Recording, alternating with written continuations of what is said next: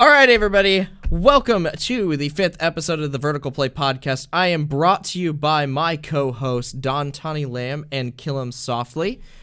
This week, we will be discussing the new map and event in Siege with the Stadium event. Let's see. Year 5 Season Pass leaks. Our opinions on the new... Year 5... Yeah, that's a season pass. And then we have the battle pass first opinions. And then we have the groups for the invitational. And then we also have a couple more play dates under our belt. So we'll be able to view those as well. So we have a big list for today. So I suggest we get right into it. So guys, how are you liking the new stadium map and event? I'll let you go first, Don. I enjoy it. I think they did a couple things really well. So my friend Color Proof, he doesn't play much Siege. What I think they did really well this event is allowing everyone to use all the operators, whether you have them unlocked or not. That was awesome. The map, I think there's some cool ideas they had with the map that I would love to see maybe them explore further in other maps, like the bulletproof glass. Yeah. I think it's pretty cool. It adds like a new dynamic. You know, it's kind of interesting. Like you can both see each other, but you can't shoot each other. I mean, I think that's pretty interesting. It's like a meme. I've seen some really funny videos online of people fucking with that. Yeah. Mm-hmm. I definitely had a moment with that. I think that's good. I think that's good in Siege. Like, I think like adding memes is like a good thing, especially for like the longevity of a multiplayer game. I think that's always good. The thing I found really strange was I know the map is just a reskin of Oregon and Hereford, but it felt like a new map. Honestly, I totally agree. Like, I've heard that, you know, like it's a combination of Oregon and Hereford, and I agree on the Oregon fact. But honestly, the only thing that's recognizable from Hereford is the garage. So I mean, pretty much everything else is different. You know, like. A lot of the obviously a lot of the like front entrance of Oregon is the same. So like even the second floor is like you come into the front entrance area, and then there's stairs, and then there's bedroom, and then there's like the kids and dorm rooms or whatever. But apart from that, like everything else is pretty new feeling in my opinion, other than the garage. I mean even the dining room plays differently just because, in my opinion, there's not as much stuff in there as Oregon. And I think that's why it makes the map feel a little different anyway, is that there's not a lot of clutter on the map. So it kind of plays more straightforward. But I think the reskin definitely really helped. Sorry, I'm like kind of delayed right now because or distracted, I guess. I'm trying to turn these alerts off. Yeah, you're definitely not delayed. We hear you. You may be very distracted though, but that's okay. All right, Motsky, you go ahead with your opinion while I deal with this. Okay, first of all, can we all agree that the cinematic was awesome? Man, like the announcement for it was awesome. It's like, hooray, Harry doesn't look like a crazy person. Because when they came out with that like 7-day battle pass, I felt like I was getting an inside scoop to a schizophrenia victim. Like I was like listening to the inner talkings of somebody who has multiple brains. Like it was weird. But now like he actually seems like he's in charge of something. And I really like the portrayal of everybody, except maybe Pulse getting beat the shit out of. He had some by Cabby. Yeah, he was getting shit on by multiple people throughout the entire trailer. and it's like he's suffering from some Star-Lord Infinity Ward sort of stuff. It's like like he's just getting shit on by the entire movie. But no, the cinematic honestly is probably like my favorite part. The map is awesome. The reskin is great. I really, really like the idea of putting it in a modular stadium. Because like somebody brought up that it's actually a modular building. Like they can take parts and swap it out. And that's so cool to me. I definitely have a comment on that, but keep going. I love that idea, and please, Lords of Ubi, do something else with this. This is a cool event. And that leads to what I was gonna say.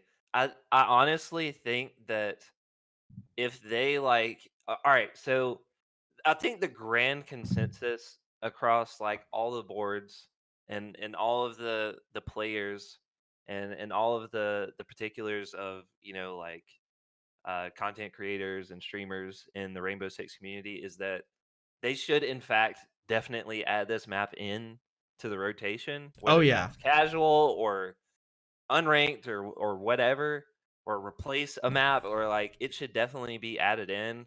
Mm-hmm. And if they're not going to do something like that, I think they should definitely bring this back for next year's Road to SI as like a different conglomeration of other pieces of other maps. Like, Yeah. I think it's something that's like super unique in the fact that like, because they've talked before about how like hard it is to, or not hard, but just the process that goes into creating a new map or reworking an old map and how long that takes. So I'm like, well, here you are, guys. Like, you've got the perfect formula set up to not only provide something that's quote unquote fresh for the players, but it's also easier on your back where, hey, look, you've already got the model for the space. Like, and if you're saying this is something that's modular, like, then what's stopping you from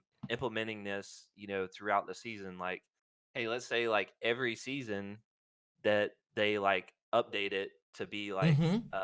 a conglomeration of different maps or something like. And that may be like a far reach, but like I said, like even if it's to the point where next year's Road to SI, they have the same stadium map, but it's let's say it's like Clubhouse and some other map like mixed together like that. Mm-hmm. I think that it's something special that they have in the sense that it kind of releases the pressure on their back. It doesn't have to be something completely new, like with all these like game assets on the map. The fact that it's just like a clean slate, it's just walls and not that much else. Like, I think that's like very unique as far as maps go, and the fact that the community enjoys playing on it. Like, I for one have played on the map the entire week and have not got bored of it yet.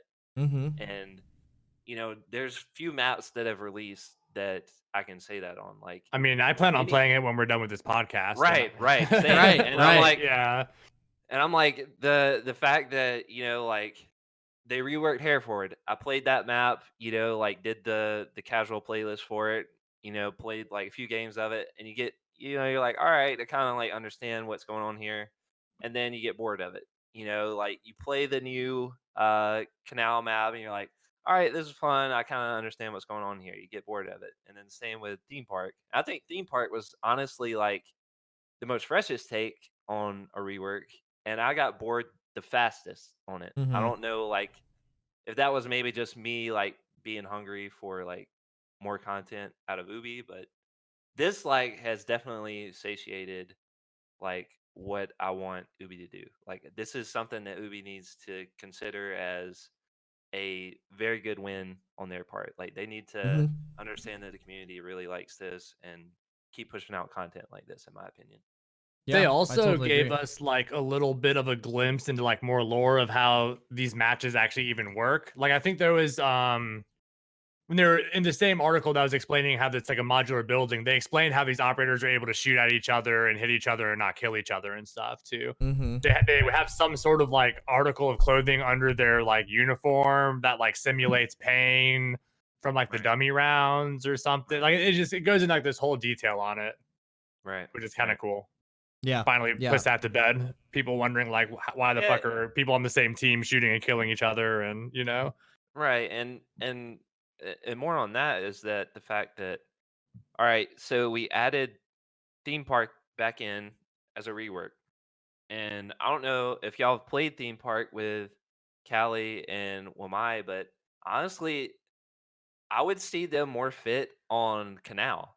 And I don't understand why that wasn't like a part of like the storyline, because like, one, they're like an offshore based operation supposedly, and Canal is a canal like shipyard or whatever, and that just Hmm. makes more sense to me as far as like like real world kind of storyline. But in the sense that when you're playing it, those two operators fit more on that map because playing Callie on theme park is absolutely the dumbest thing you could do. Like, there's really not much use you can get out of her. Whereas on Canal, like, there's a lot of long angles. There's a lot of spots where you can use your utility, especially like the box wall on Radar Room. And I don't know. I just after playing both of those maps and both sets of operators, I was like, why did they release these? Like I would have rather had like Goyo and Amaru theme park and then Cali and Wamai on Canal, but maybe it just boiled down to which operator and map was ready at the time. I don't know their business model obviously, but I don't know. Just I was having this thought like earlier this week. I was like, man, really like that that should have like been how that kind of played out, and at least like as far as like storyline goes, that makes more sense in my opinion. You know, like why would this offshore you know like rogue state be attacking a theme park like drug Yeah. lab? Like why? versus this like like canal shipyard kind of deal. I'm trying to think what the last themed of like year was, because they used to do that, right? Because like Right, the right, map right. would be in the country that the Yeah. operator And came I from. understand. Well, I think the last one was probably with Cade and Or yeah, Yeah. yep, yeah, yeah. you're Nomads. right. And what, dude? Honestly, I missed that map. I had a lot of fun on that map. I know a lot of people Fortress. hated it, and it I did do have not its miss issues. Fortress. I did not Do either. Yeah. not Really, miss dude, it Fortress. had its issues, but honestly, like I enjoyed playing on the map way more It than I do playing on Chalet or Skyscraper, and that's kind of let why I was a little bummed about seeing it go.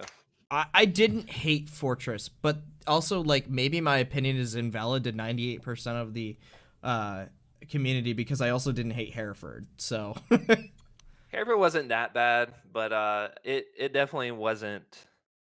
I don't know. I felt like they could have spent more time on other maps yeah, I rather agree. than a map that already wasn't in ranked play. So Yeah, I was just thinking about that the other day. Actually, is Fortress is gone. I don't miss it because like that's when I first started taking ranked seriously, was when Fortress came out. So there were a lot of mishaps on Fortress that I don't miss. Um, but overall, I it's yeah, I do miss the themed, but I kind of get it as well. Where it's like, okay, so we have a lot of reworks, and like, okay, so here's the thing. Eventually, we're gonna run out of reworks. Like, right. it's just gonna happen. They're not gonna continue to remake maps because, like, you think about it, Siege has changed overall, but as far as changing the way the maps are made, that kind of stagnated at around Villa, right? Like, I don't think since Villa we've made Yeah. maps in a completely different sense. I think they've got a really good idea of what map design is now. So, I don't think we'll see reworks forever. I think probably what will happen is we'll go down to 2 maps at one point. It'll probably end up where we'll get a map halfway through the year and one at Invitational. That's my guess, because I don't think with the way that the maps are designed, they'd have to start a gratuitous schedule, like an absolutely crazy schedule, to be able to actually make those maps. And I just And I don't made think the that they'll point put last their time that Ubisoft obviously is not short on cash. Like they've they've constantly been growing throughout the life cycle of Siege. So I don't know. It you know and I said this last time that I feel like they kind of have the resources available if they wanted to, kind of push a more like rigorous schedule on their team and maybe like hire on like some more people to join in on the effort. But I don't know if a That's game up to like them. Siege needs fucking 40 maps though, because No. like No. I it's don't already either. it's already daunting as hell for a new person to come in and have to learn 20 maps. And You know what I mean? operators. Yeah, like I don't know if the game needs a million Right. Well, maps and anyway. that kind of goes back to what I was saying about the stadium map, about how I think that's kind of good for new and old players. Whereas, like as an old Siege player, like you come into the stadium map, it's new to you. Like you still have to learn things, but you're also at the same time familiar with the fact that, oh, this is White Stairs. Oh, this is dorms. Oh, this Mhm. is armory. In a sense. Whereas a new player coming in, like it's new to them, they're learning the map, like they don't really know the call outs, Mm-hmm. but they're also learning it at the same time that old players are. And also with the fact that it's less cluttered, it's not as like overwhelming in the sense that like people are like hiding inside of cabinets and like doing crazy like pixel angles and stuff. Like I will say that I have like experienced some crazy pixel angles on this map, and we can kind of talk about that later. But I just think that it's good for new and old players introducing things like this. And I kind of echo the um, the state of the community at this point, that they should definitely keep this map around. Um, Mm-hmm. I think. I definitely agree. All right. Anything else you guys have on the um, stadium map or event? I think as far as the event part of it goes, um, it's really not all that impressive. It's pretty much just last year's at the same event. I think the really big thing is the map. I do. And the I battle will pass, say, which yeah, and segue into that. this kind of segue into the battle pass. I like that instead of doing crates, right, like we've done with every event last year, we're doing the battle pass this year. I like that so much more. Where it's like The a fact reward that system. yeah, it is a reward system. It's like, okay, Right. you're investing time into this system. We're going to And reward it's clear. you. It's clear what your reward is, instead of like Mm-hmm. you play the game, you do something, and you get an alpha pack and get disappointed. Like I can have that experience any old regular day in Siege. Mhm. Like, and I think that the fact that the battle pass is in place and that it's a clear, concise model for like, hey, you do this, you get this, and I think that's good. I think that keeps people playing the game. It's kept me Mm-hmm. wanting to grind it. Like that's I've experienced that through like Fortnite, like any like big game this past like couple years that's had a battle pass system. Like that's what makes you want to keep coming back and playing it, because it's like clear what the mission is, what you need to do in order to get something, and I think that's And good. I think Fortnite is a really good example for something for Siege to strive for, because with Fortnite, every single one of those cosmetics I wanted, but if I got to the one that I really wanted, I would stop there. And I think that's something Siege needs to shoot for, where every cosmetic is worth it to bring into the game. The only reason you would run a cosmetic past the one that you really like is for clout, right? Because like, Right. hey, I've grinded past the battle pass. It's like I it's like gold I got skins John in Wick. Call of Duty. Yeah, exactly. So like, to be fair, that season that was when I was playing Fortnite, and that was the coolest Yeah. skin that season. Anyway, Yeah. no, I think okay. Contrary, this is again maybe I'm the counterculture piece Such of the a rebel. podcast. Yeah. Yeah, I love battle passes. I think they're awesome. Like when Call of Duty came out and said that they were going to do a battle pass, I was like, I'm in. Here's my $10. You get it. Welcome. Same. I'm kind of on that train of thought as well. Like I think they make business sense. Like if a Mm-hmm. gaming company hasn't figured that out at this point, then they're obviously not shooting for that goal in mind. Like they're just shooting pure for creativity, like, and that's fine as well. But if you're a game like Call of Duty or Fortnite or whatever, like huge AAA game, and you're not putting out some sort of battle pass system, you're fucking up, in my opinion. Like if if it's business at the end of the day, and like let the developing team like do their thing as far as creativity wise to keep people engaged. But when it comes to business, like that is a superb business model. Like Mm-hmm. one, even if you don't pay for like the VIP tier or whatever, you're getting people to play the game to get shit, and that's what you want. You want to boost those numbers up. I watched Pingo's video today. It was like a recap of one of his streams, and he brought up the fact that on Steam, the past 30 days, that Rainbow Six has peaked its largest concurrent player base on PC Mm-hmm. in the past 30 days, and Yep. I think that's an attestament to the fact that one, Siege has been getting popular in general, like over the past, 2 years. I would say like it's gaining popularity, which is pretty abnormal for a game in its life cycle. But the fact that they've been hyping up the battle pass, they've been hyping up the invitational. They've created a lot of hype around like who's getting invited to the invitational, more so than I felt last year.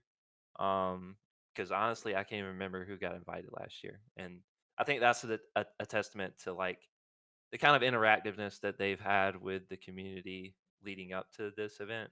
And Mm-hmm. I think that stuff like that helps get people to play your game. Like do Yeah. things outside of the game that create hype to make people want to play the game. Because I hear about the invitational, I'm like, oh man, like invitational's coming. Like you're thinking about Siege more, and somebody that doesn't play Siege all the time, like it makes you want to play it more. Like you're like, oh man, Siege, like I forgot about that. Let me go play it. And it gets people that like playing the game more hyped about it because they're like, oh man, like pro leagues around the corner, like they want to play the game a lot more. I think the battle pass did one thing really well, that you get your credits, not all of them. I think you can get like half your credits Yeah. back if you actually grind through the whole battle Mhm. pass, like the Yeah. premium one. hmm I Yeah, think I that think was a good what it was idea. it like it was like 1,100 credits, and then you end up with what, like Like almost 500 700, back or or was it something, right? 500? Yeah, something like that. It's I didn't almost buy the 500 back. premium, but yeah, like it's a good idea. Yeah. Um, And Very I mean, smart. in the sense that, so like I already had that much credits to spend on it. So it was like I could have already spent that on something, in the game, but it kind of incentivizes me to buy the battle pass because like, oh well, like I can do, you know, VIP pass and like get all the cool like little rewards and stuff. But then I can also like still spend my credits on something else that I wanted. It's not like, well, I have to invest in this. And because I know with a lot of games, Apex is kind of like one that stands out to me as far as like buying like into the battle pass is like, so you spend, what is it, like 20, $30 on the battle pass at the beginning of the season. And then inevitably what happens is throughout the season, the cooler shit that comes out, like the skins and stuff, is the stuff that comes out in the store that costs, let's say $20 to $30 to buy like the whole like set or whatever. And it's like, well, shit, I just wasted my money on this battle pass, which is going to take me a really long time to like get something that I really want, when I could have just not spent the money at all and just bought, X item out of the store. And so I think that's cool that they did that. That, like you invest into it, you invest your time into it, but at the end you get like some of your investment back to be able to like buy something else, in the store. mhm.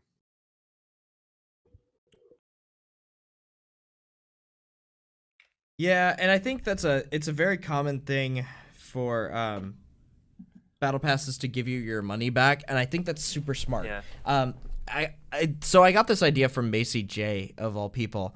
But if you have like a certain amount in his so on Twitch they have where you can earn points as you watch that stream. Channel points. Right. Yeah, channel points. So I think at like 10,000 channel points or 15,000 or something like that,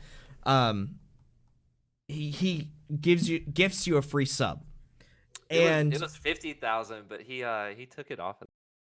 Apparently. Oh, did he? When I went on there, cause I just watch his stream as like a lurker, but Mhm. so I have like a shit ton of channel points, but I was like, because I was watching that stream when he was talking about like he put the um like sub like free sub or whatever on there, Mm-hmm. and at first he put it at like 50,000.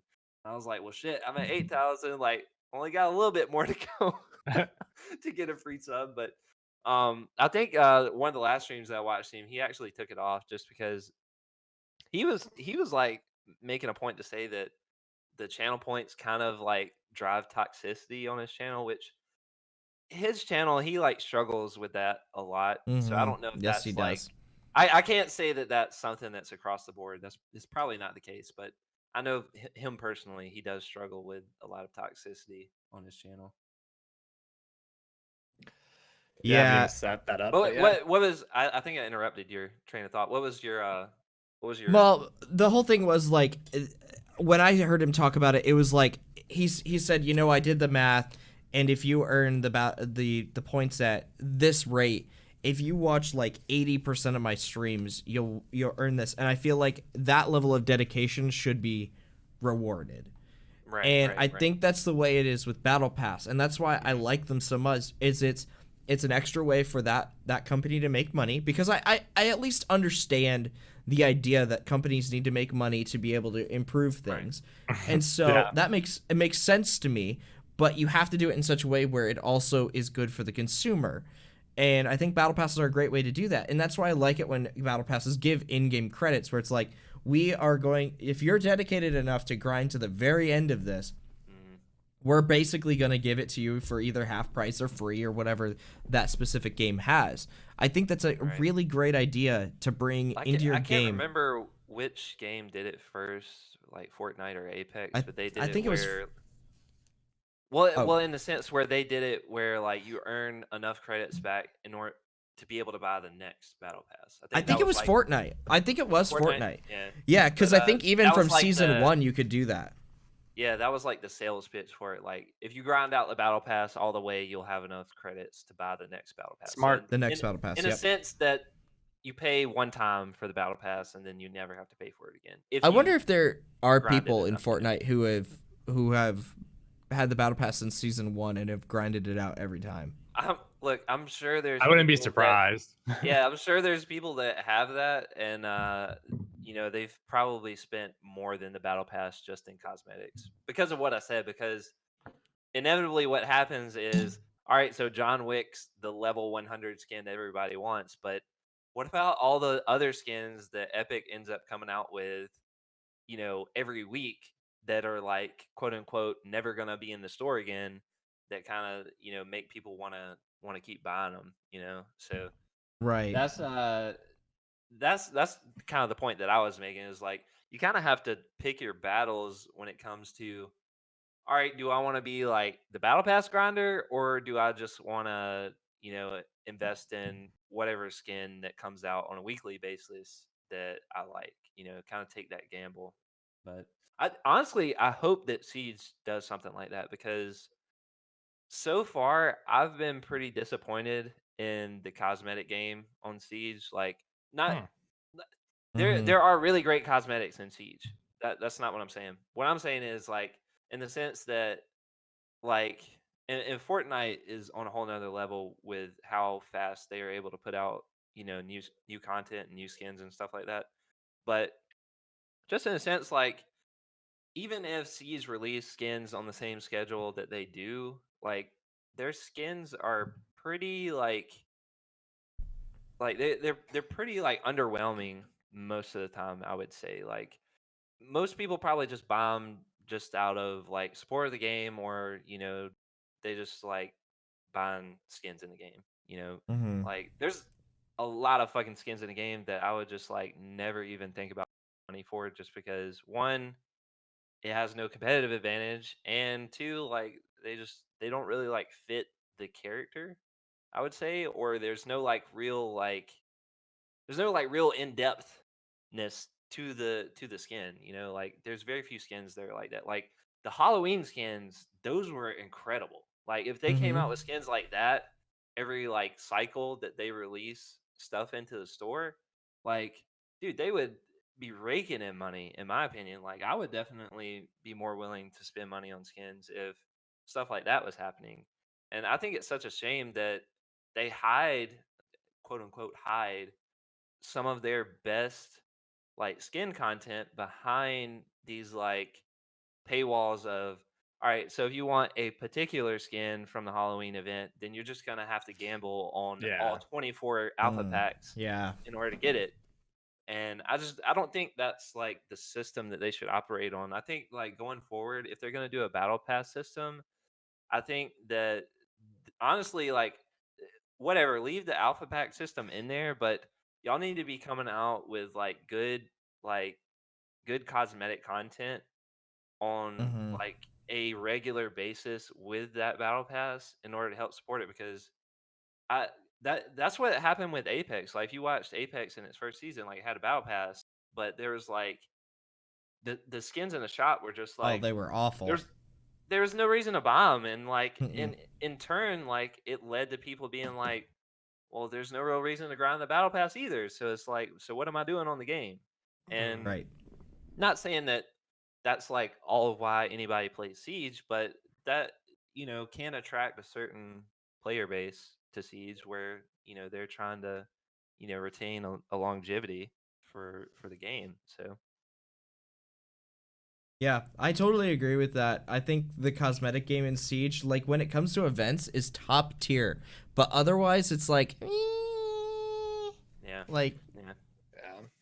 like I this. mean, I The typically just recent, get the cosmetic I snow, want and move on, but yeah. right? Yeah, I can't remember what the most recent one was, but I think it was like for Cade and Nomad, and it was like some Yeah. like Arctic Mm-hmm. gear. I'm like, why? Like, how many freaking Arctic gears do we have for an operator in Siege? And how many Arctic maps are played in ranked?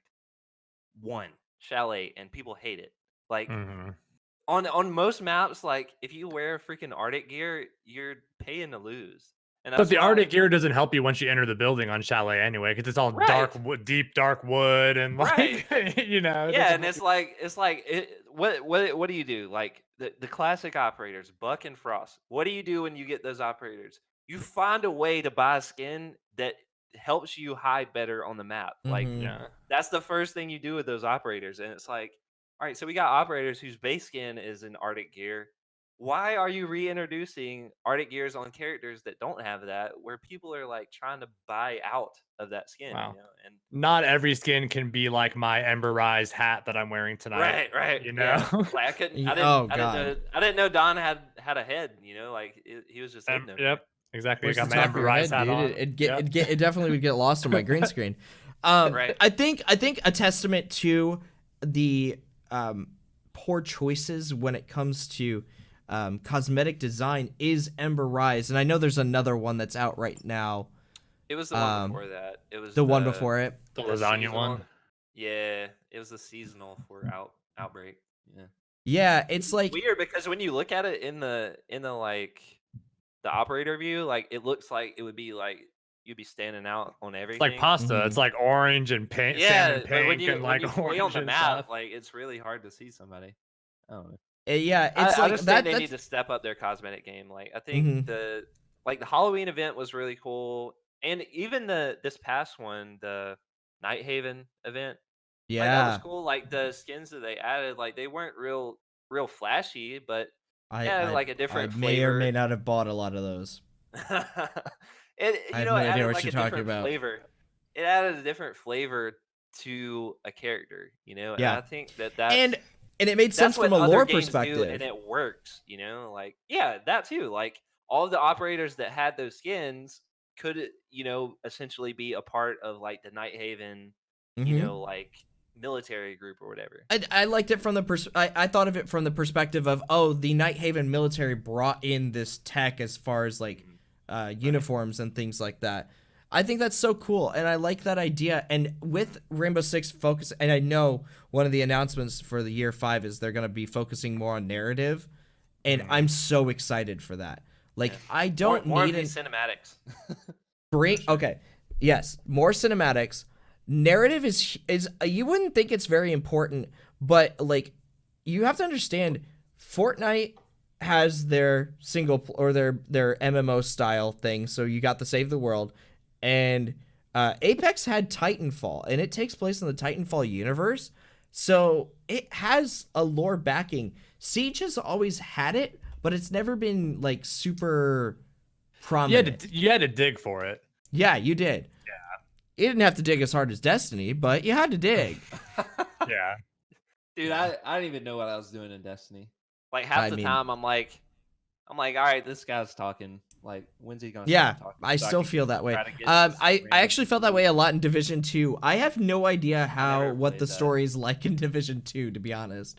It just feels like it does have that MMO feel where it's like, okay, I ran through these missions. I don't know how they all go in order with each other, but I ran through them, and now I'm on the end game. But yeah, I think bringing in story is a really good idea to make cosmetics relevant. So like if cosmetics crossover between like quarantine and you can get cosmetics in quarantine and cross them over to the main Rainbow Six game, that would blow my mind. Like how cool that would Yeah. be.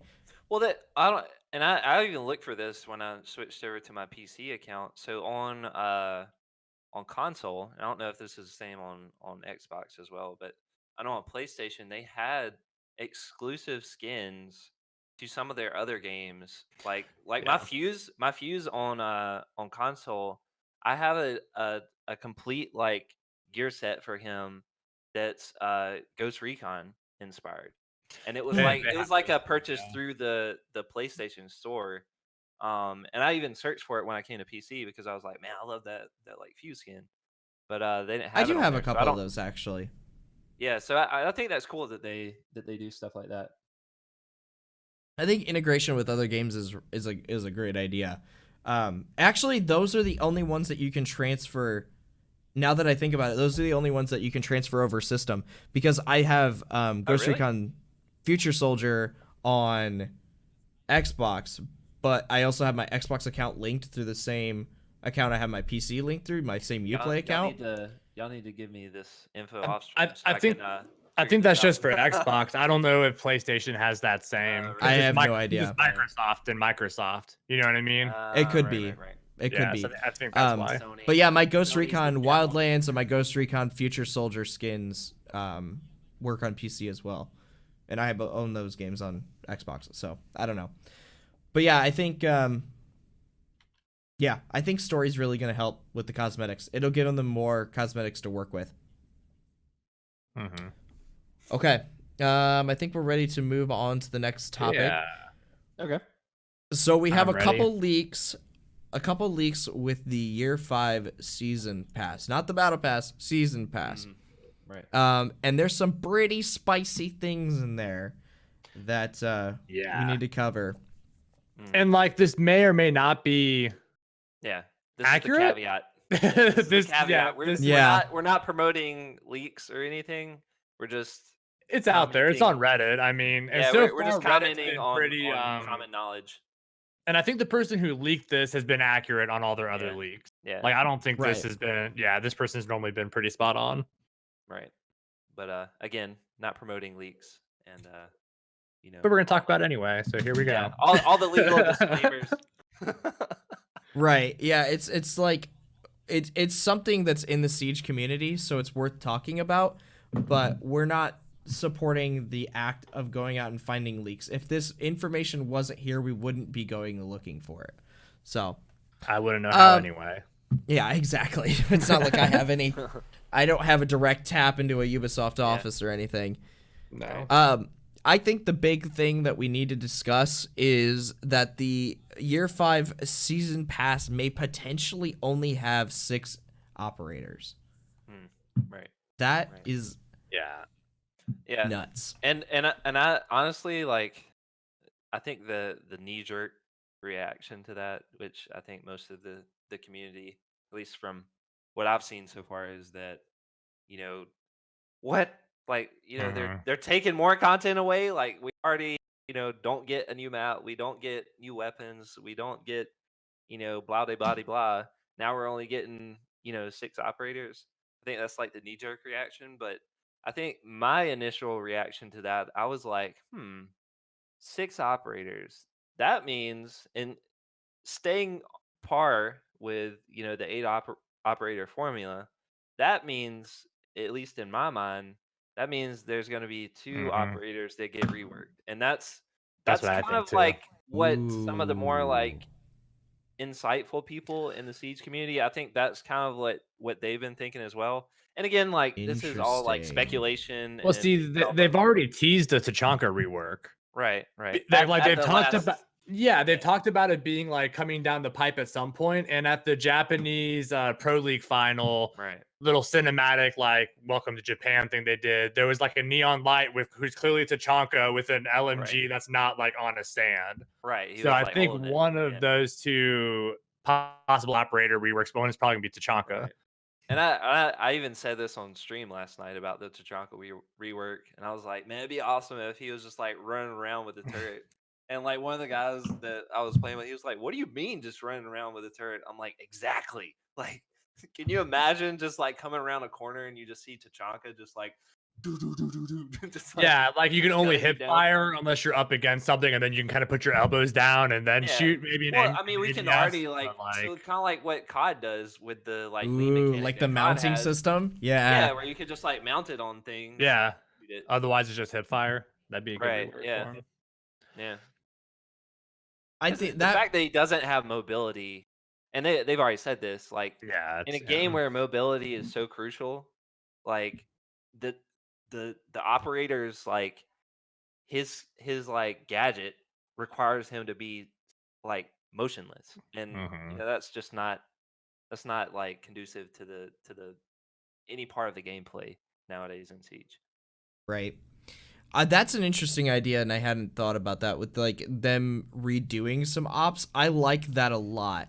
My initial reaction was I thought, okay, so we're going to a 6 operator system, and my initial reaction is like, but that means it's going to take longer than 10 years to get those 100 ops that they were talking about. Right. But then I thought about it, and I was like, isn't that a good thing?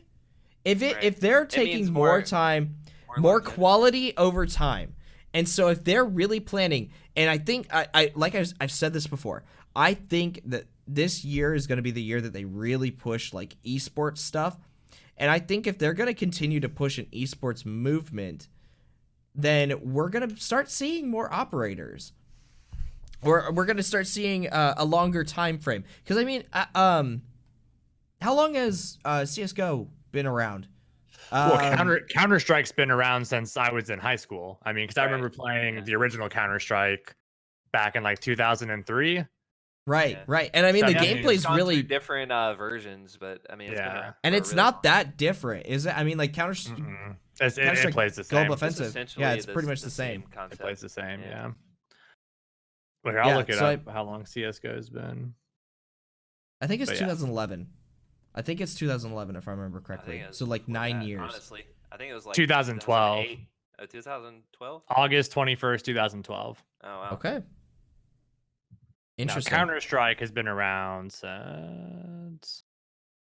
You guys can keep talking while I Google this. So we're It's not probably just sitting here 2001. like That's my guess. But like I think that's what Siege is shooting for. That's sort of like 99. long 99? 99? Wow. Yeah, I 'cause think that's it's what- honestly, based I off think the that- source engine. So I mean, that's how long Right. the source engine's been around. Well, Half-Life 1 came out the year I was born. Yeah. 97. So There you go. So, like, I think that's what Siege is shooting for. And I think this is what... I think that Siege is the best example. If companies are looking at making a live service model, look at Siege. Look at what they're doing, like, their commitment. And vice and their- versa. Like, I think Siege needs to also, like, play the competition a little bit as well. Like, Mhm. they obviously have a product that's fits that model in its own kind of, like, separate state.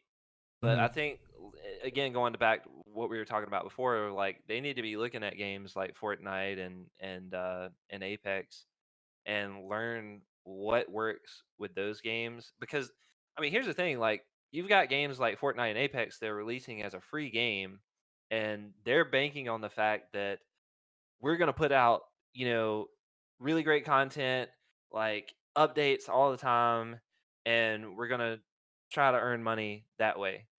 A Siege is a game where it's like, all right, we're a normal like video game company where like we're selling an actual product, and then we're building a live service kind of after the fact.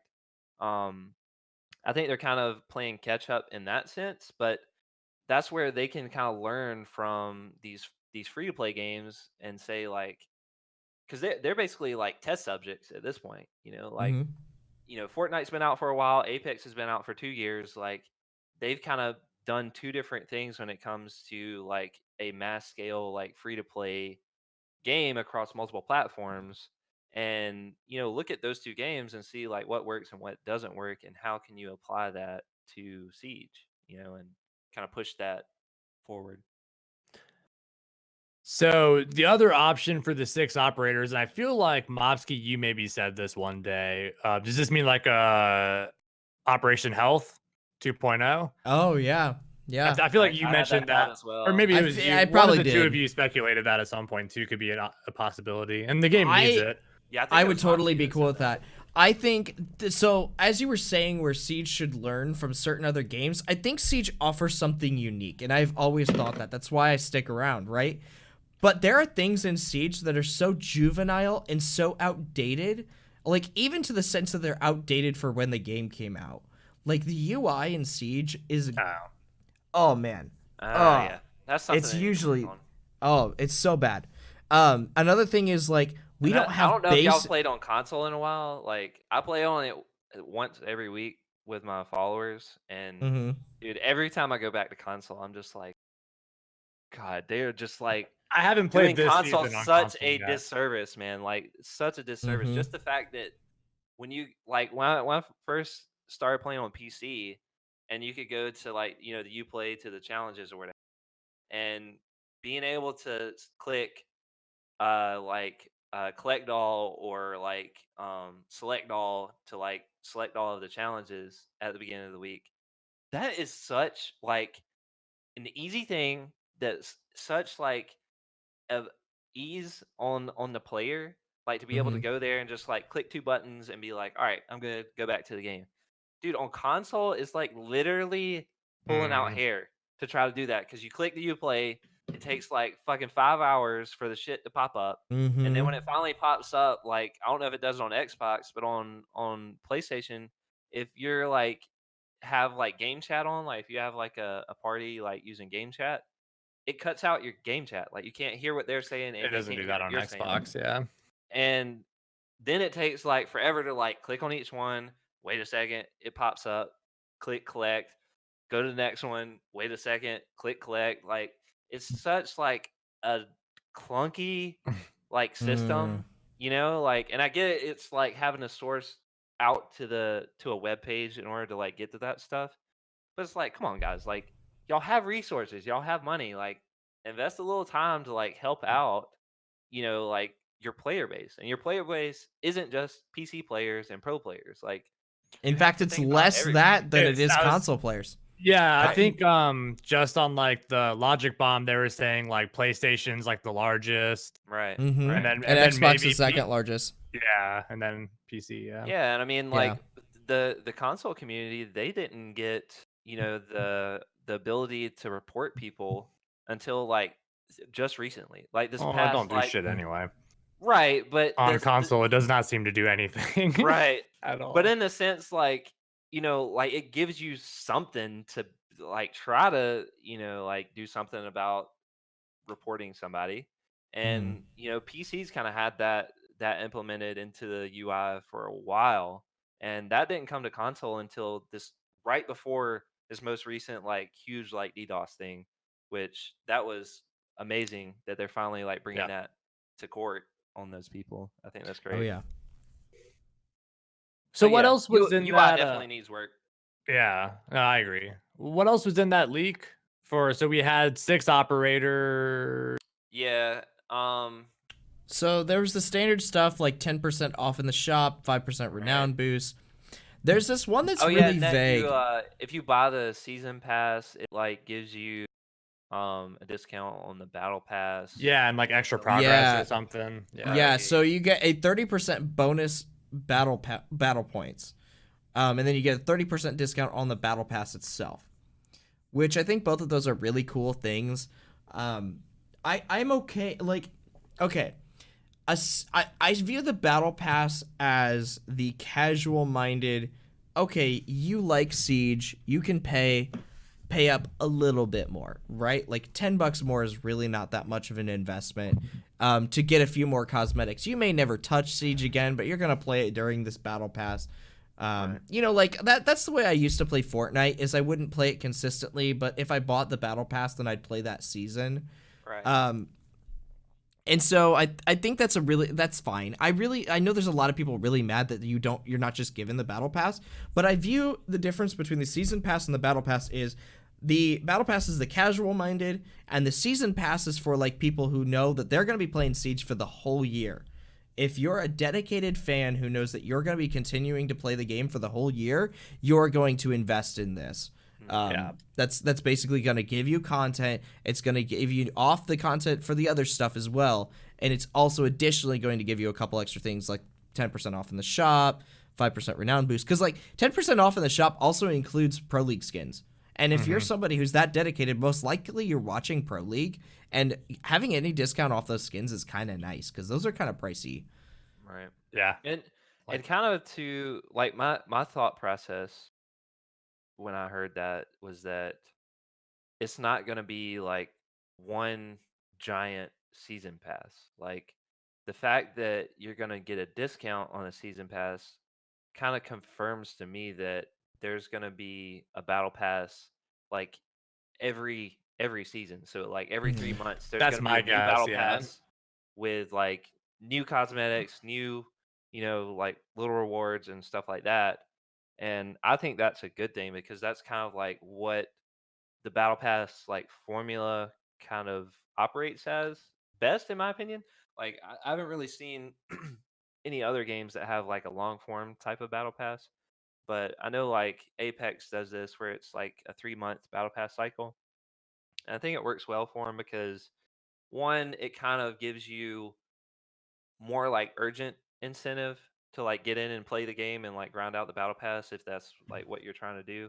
And kind of what you're saying, Mopsky, is that like the person that buys the battle pass, like they're playing the game for the battle pass. Whereas the person that buys the season pass, they're playing the game for the content. Like they're playing the game for to play Siege. Like they're playing it. They want to play the new maps early. They want to play, you know, like the new characters early. Like their concern is the gameplay aspect, whereas like the battle pass owner is concerned with, you know, like the grind, the cosmetics and that nature. But I think that's what to me that's what it seems like they're gonna do is that we'll probably get 4 different battle passes throughout the next year, and that if you buy the season pass, that means you'll get a discount on each 4 of those battle passes. Mhm. So I don't think it's a bad thing, to be honest. Like I mean, the battle pass wasn't currently in Siege, and people didn't, you know, complain about buying the season pass. So I think that if you're still buying the season pass and you get one other perk, aka, you know, a discount on the battle pass, then I don't really see a need to complain about it. Yeah. People complain anyway. I mean, that's the internet. Yeah. It's people. Good shit to It's complain people. about. It's not just the People can internet. complain. I am sort of in the camp that they probably could throw some more things into the season pass. It's been the same for 5 years now, and I think that they could do a little bit more to add to this, because like it's a 0.3% increase for Alpha Pack boost. Yeah, that's that's some bullshit. It's nothing. bullshit. That's Yeah, nothing. that's some bullshit. Yeah. And Yeah. and honestly, like I don't care if it was a 50% increase to alpha packs. I hate alpha packs. So like that stat doesn't mean anything to me. Like that whole system is just garbage to me. Like the alpha pack system is just dumb. Like I agree. I don't like think- the idea, but I agree that the system is garbage. Yeah, like it's just because at this point, like 4 years, going on 5 years into the game, like you have like thousands upon thousands of things you could get out of an alpha pack. And if you're a new player coming into the game, and I've kind of experienced this through like starting this new account on PC, like I literally have not gotten a single cosmetic other than a common.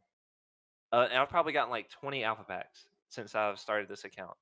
And the first alpha pack that I got that wasn't a common was the guaranteed alpha pack out of the battle pass.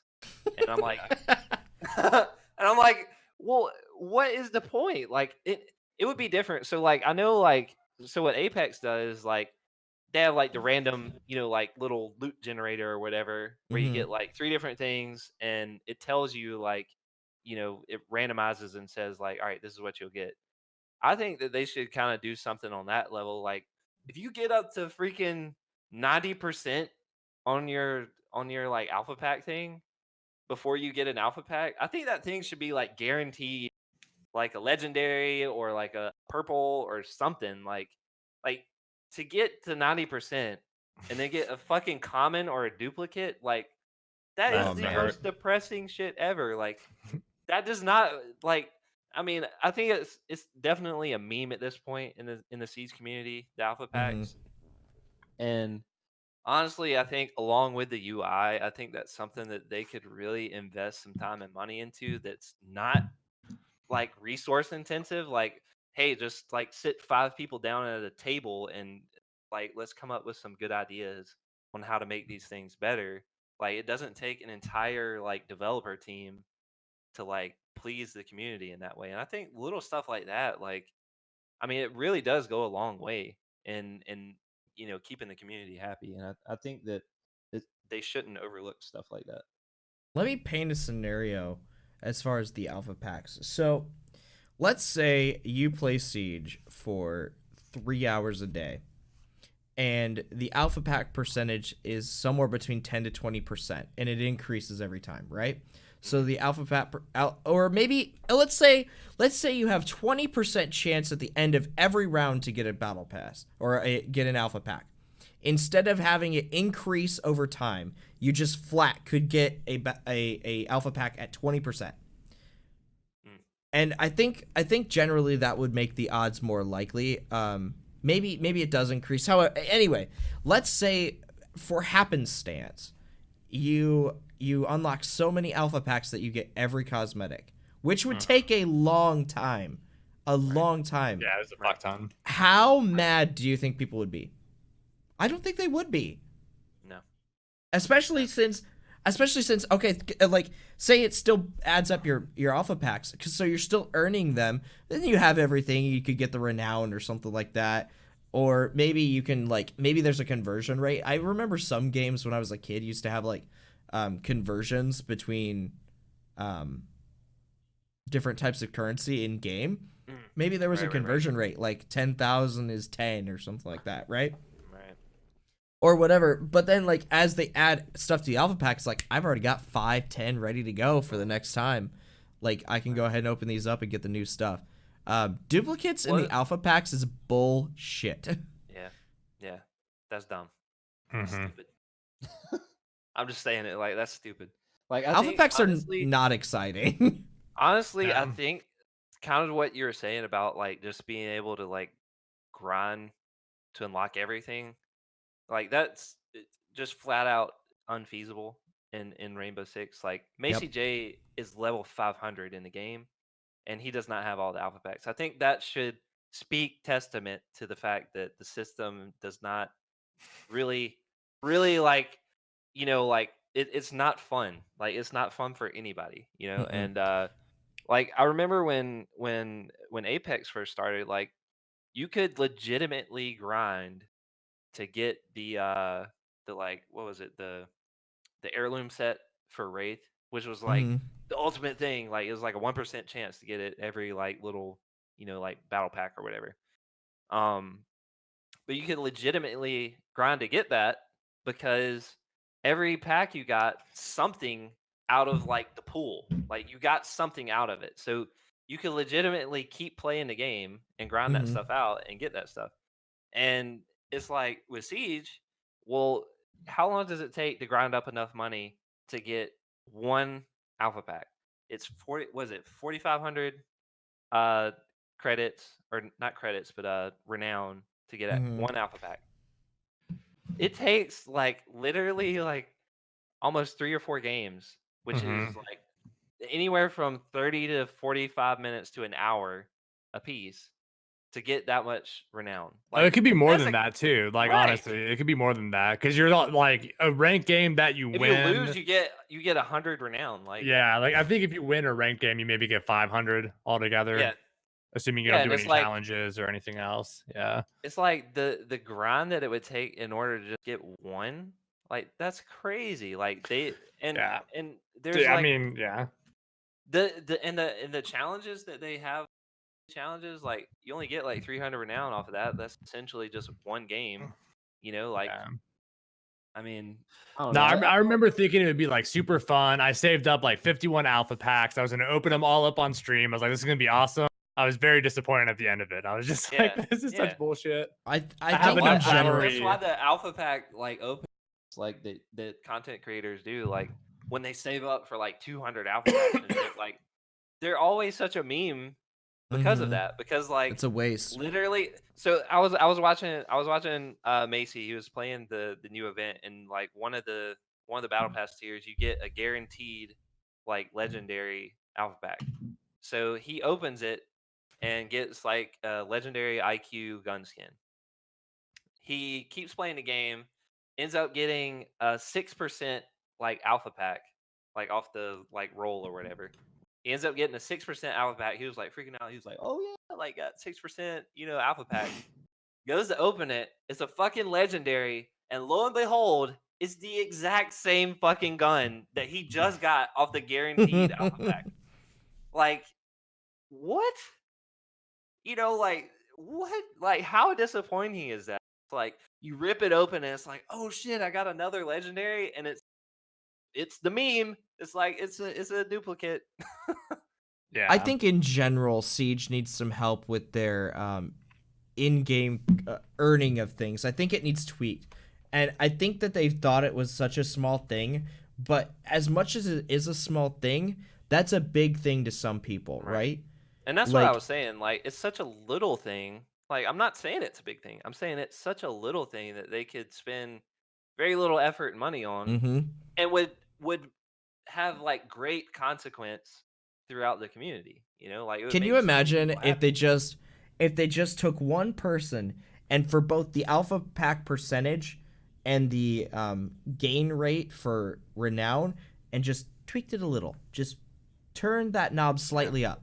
Just that's all they would have to do. Have one person take a day to change that slightly. or make it that you can actually win alpha packs even when losing or match. Right? Oh yeah, because Instead like of only what's being a win, I mean, make it Right. so like 'Cause you can still get yeah. an alpha pack when you lose in Apex. Like, you can still get one of their packs if you lose. like it's just how based much off of a your how much level. of a punch to the face, like when you're already down, like, man, we just lost that really hard ranked game and I can't get an alpha pack. It's like Yubi sends you It's like, one more it's like, and I'm thwop. 50%. God damn it. Oh, I Yeah, saw a it's like- screenshot of someone that was at like 99.9% chance for an Yeah. alpha pack. Like, how many fucking games in They've a row lost did a they lot of lose? games. Like, Yeah. sucks to be them. Yeah, Right, no right. kidding.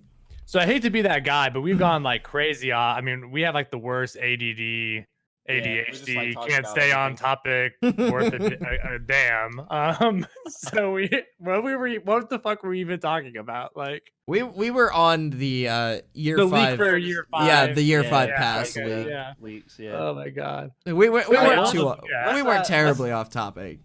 Let's move on to the next topic about the groups, because I think that that bears talking about. We're gonna go on for like 10 hours at this rate. Yeah.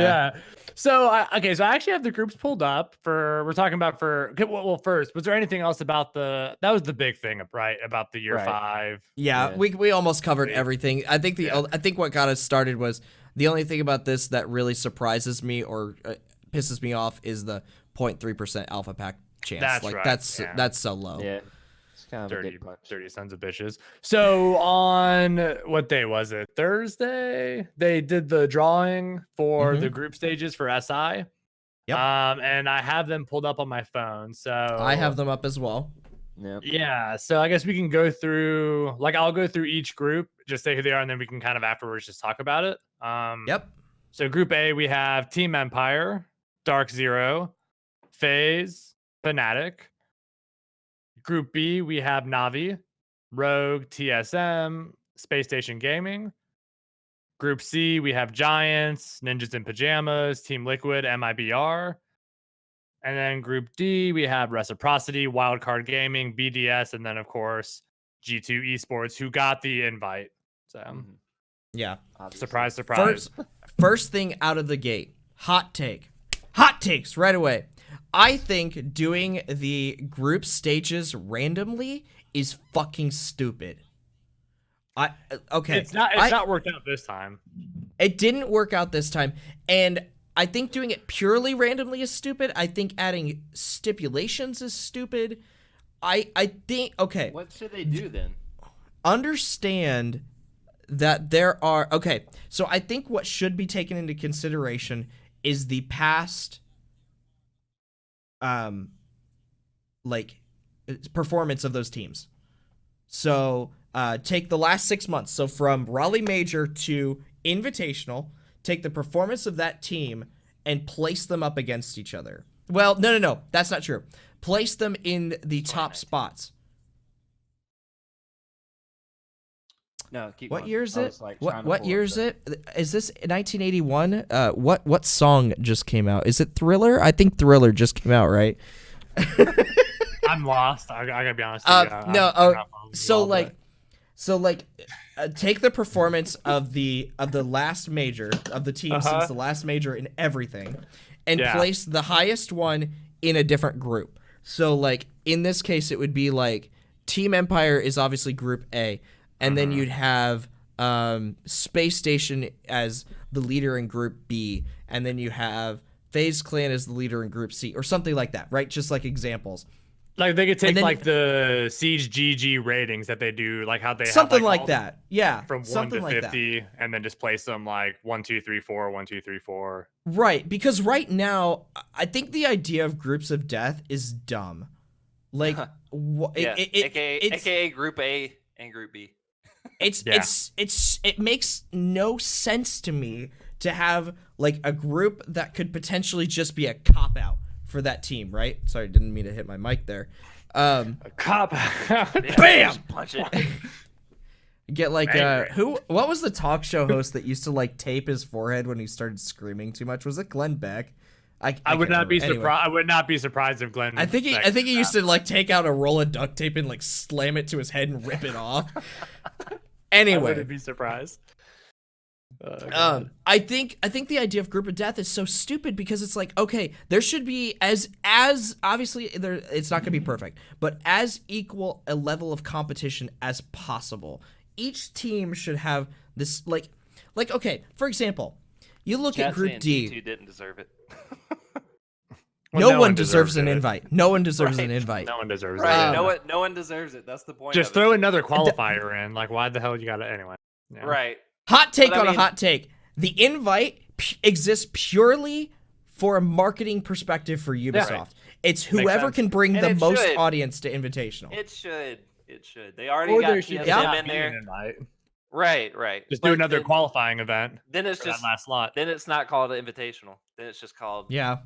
Well, why is it anyway called Then, the then it's invite? called. No one else then is it's called Good invited. Scrub. Yeah. Well, I mean, If it was a true invitational, we'd have 16 spots that were invited. But that's not Yeah, the I way it don't- is. Right. But for what I was saying was like Group D, G2 has beat every single one of those teams. The mhm. only team that they've really had trouble with in that group is BDS, and they really haven't had trouble with them lately. So that is G2's opportunity to just squeak out of groups. But you look at Group B and Group A, you've got I'll use Group B as my example. You've got Navi, Rogue, TSM, and Space Station Gaming, which are potentially contenders for the best teams in their region. Yeah. Right. And that Could be is rough. nuts that they don't All- have the same All opportunity. 4 of those. Yeah. All 4 of Mhm. those. It's like- so crazy. So that like- means only 2 of these teams are gonna, in a sense, only 2 of these are gonna make it to the semifinal. And they're not Which bad means- teams. They're No, not bad and teams. That's the thing. And then you look at teams like Group D, and I'm like, why? Yeah. And then Why? poor Latin America, they just got fucked. I mean, Yeah, and Yeah. and they let's throw all the even Latin American teams together in one. right. Even Gasan and what's his name? What's the other guy's name? that did the drawing. Oh, Oh, Emzo. Emzo. Enzo. Yeah. Yeah. Even they said this. They were like, well, that means that only that 2 of the Latin America like representatives are going to get sent home like the first round. Like Yeah. that's essentially what Group C means. Yeah. 2 of Latin America's only contenders in the tournament are going to get sent home in the first round. And Yeah. that's just fucked. Like that's fucked, man. Like I Crazy. don't care what you say. Like Yeah, I mean, that's just not fair to the region. It really isn't. And man, it really bums me out because if you've watched Pro League for the last year and you've caught at least some of the Latin America games as well, those are going to be boring games to watch because it's like, what's the difference between this and a best of 3 version of a Pro League match on a normal day? right. It's not going to be that different. Well, And I think it's interesting too. Like, especially Latin America, like the regions when you watch the region play dates, like they're always different. Like they play differently.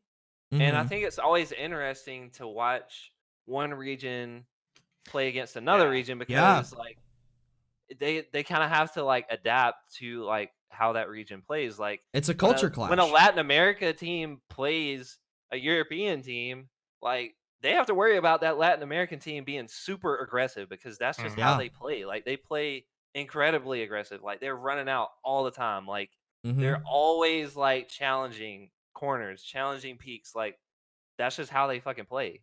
And it's Yeah. not in the gold like 5-head sense. Like it's in the sense that these are pro league players like playing extremely aggressive. And you know, I think it's always interesting watching that meta get changed up because like yeah, like I can watch Navi and Rogue or TSM and Space Station Gaming. I can watch them play against each other all year long. And then, you know, like to see them have to battle it out in you know, quarterfinal or whatever, like that's I mean, it's just like you can watch that anytime, you know? Right. Like there's I no think like it's real like newness to the Mhm. competitive. And I think it's known in the community by a lot of people that the best matches are international matches. So why aren't we Right. forcing those international matches? I like think of it this way. What kind of international storylines could you create by forcing those international matches and then in the next 6 months that storyline is picked back up, right? Like, oh man, Navi got stomped by Space Station, but then you know they're between them they get on Twitter, they get on this other stuff. Hey, we don't think that this match was fair, blah blah blah, all this other stuff. 6 months later, rematch. Grudge match, you know, yeah. like yeah, exactly. How cool could those storylines be? But we're not taking advantage of them because we just do it. Random is easy. If you ask me, random's easy.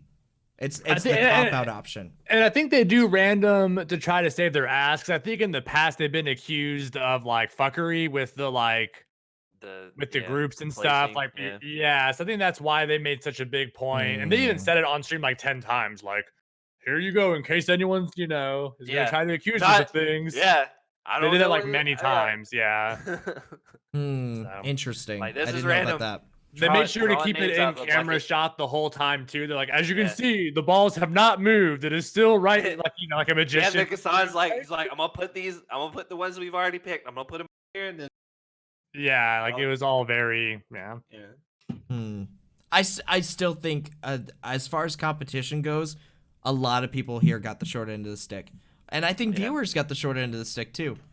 Right. Yeah, this is very like reminiscent, in my opinion, of what happened at Japan. In my opinion, this grouping looks very similar to what Japan's grouping looked like, and I think in the end, the fight that we got in the end wasn't nearly as climactic as what you were saying, like an international, kind of battle. Like it ended up being Empire and G2, and it's like, well, we watched that, during the regular season, like, and we see that storyline already played out, and that's great and all, but it's like, at, the past like major, it was was it? It was Empire and G2. G. No, it was EG. Empire and EG, right? No, are we talking last Raleigh one? 6? No, last no, no. last major was Raleigh. Right, and that was Empire and G2. Yeah. Yes. Yeah. Yeah, and then And then one the before Pro that, League, the Pro one League before one that before was- that. was Empire and EG. Yeah, Milan. Right where EG choked. Mhm. Yes. Oh. yeah, Which yeah. time? But Which that- time? Hey, Which hey, time? hey, Don. Hey, Right. Don. Hey, Don. Yeah, White yeah, stairs. yeah. I was gonna say which time were you referring to Right. the EG choking against G2? Yeah. Because that's happened like a couple times. The Right, right, previous right. 2 But, SIs ago. but that's what I'm saying. also. So like that Yeah. was like it was like an international battle, and that's why like I felt like that was more like investing. Like I felt more invested in that. Like regardless of like what the allegiance was, like I was neither an EG or 2 fan, but I was also neither It was G2 Empire, or by an the way. Empire It was- fan it was this last Empire time. there. But like for some reason, it just didn't feel as a big of a deal, in my opinion, because Mhm. there wasn't that like international play. And I get that like the best teams will be the ones in the end anyway, but I Yeah. don't know. Like even the semifinals in Japan, it was like what was it? It was Empire and Forza, and then G2 and You're talking Raleigh, not Japan. Raleigh. Japan Yeah, was yeah. yeah.